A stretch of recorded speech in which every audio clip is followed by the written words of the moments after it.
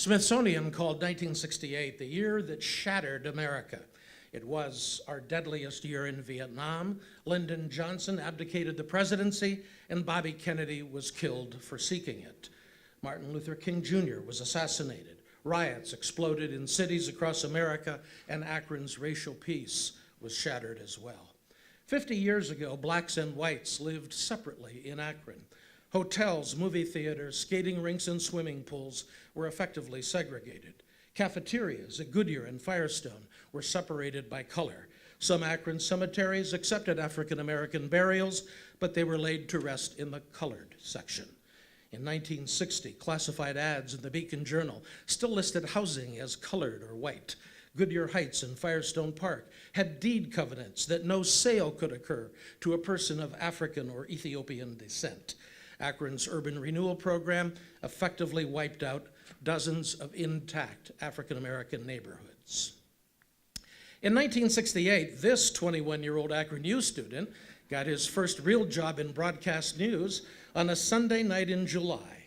It was to have been a special week with the opening of the Blossom Music Center, but it would become the most tumultuous week in Akron's history. Wednesday, July 17th, was hot and humid. At 1 o'clock in the morning, teenagers broke windows at Olson Electronics on State Street, and on Worcester Avenue, 400 young people waited for the police to arrive, gathering in the 4 blocks between Rhodes Avenue and Raymond Street. They threw rocks and bottles. Grocery and drugstores on Worcester Avenue were looted. A Molotov cocktail set fire to Murphy Lumber.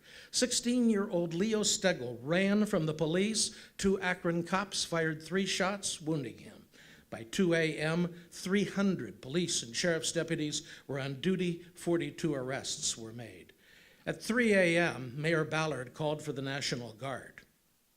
Department stores closed early because of a 9 p.m. curfew.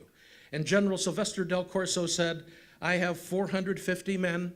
Their weapons are loaded. Their bayonets are fixed. If we order you to stop and you do not, you will be shot."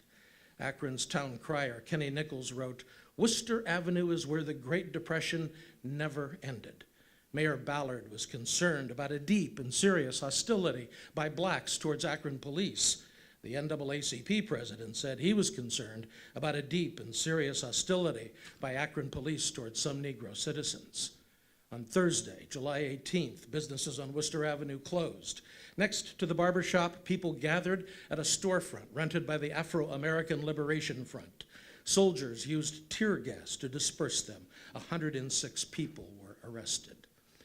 Most of the store owners on Worcester Avenue were Jewish. Max Minty's Fish Market, Stan's Family Store, closed for good. The Sparkle Market was destroyed. Its owner, Carl Saferstein, saying 25 years of his life was down the drain. Black leaders said owners provided inferior merchandise at excessive prices. They called for a boycott of white businesses. On Friday, West Akroners wondered how would they get to Blossom Music Center with a curfew in effect. Mayor Ballard said anyone with tickets to Blossom would be given a pass. That night, 20 fires were set. Red's supermarket on Edgewood was gutted. 53 more arrests were made. On Saturday, African American leaders said they'd warned this was going to happen. The mayor agreed to lift what they said was now a black man's curfew. And that night, the violence spread to Arlington Street on the east side. More looting, more tear gas. A truck driver was pulled from his truck and beaten. By Sunday, 1,000 National Guardsmen were encamped at the Akron Rubber Bowl. They had armored personnel carriers and machine guns. The curfew was reimposed. Councilman Ed Davis despaired, "These kids are leaderless and running wild." On Monday, there were 3 fire bombings. 61 arrests were made. White reporters were banned from a community meeting at the Urban League. Young African Americans said to their elders, "For all of your patience and forbearance, where has it gotten you?" Daily life around Summit County was tense. The curfew emptied streets as far north as Hudson. Akron's downtown bars and nightclubs had now been closed for 6 straight nights, and all of the go-go girls working in the city had packed up and left. On Tuesday, the Beacon's publisher, Ben Maidenberg, arranged for a peace conference. An 11-man committee asked the mayor for a chance to end the violence. Talks continued all day. At 8:30 p.m., with both sides exasperated, Maidenberg asked who would stand and commit to do everything in their power to end the violence. 11 men stood. At 8:40, the curfew was lifted, and Homel Calhoun brought a sound truck from his record store. There was a street dance on Worcester Avenue. After 6 nights, 57 fire bombings, 400 arrests, and the mobilization of 1,000 soldiers, Worcester Avenue would never be the same again. That night in Cleveland, snipers from a black nationalist group killed 3 Cleveland police officers.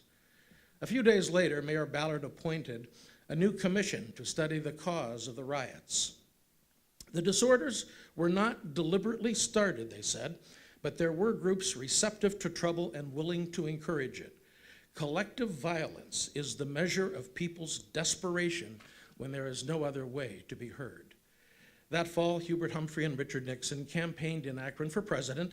In 1969, the city would hire new recreation supervisors, invest in new athletic fields, install a small swimming pool behind the fire station on Worcester Avenue, and started recruiting African-American candidates for the police and fire departments. So in recent years, $200 million has been invested in the Worcester Avenue area with new homes, a new zoo, a new library, a new urban league, community learning center. Edgewood Homes replaced the old projects. And now, for the first time in 50 years, something else has returned to the neighborhood: hope. Thank you.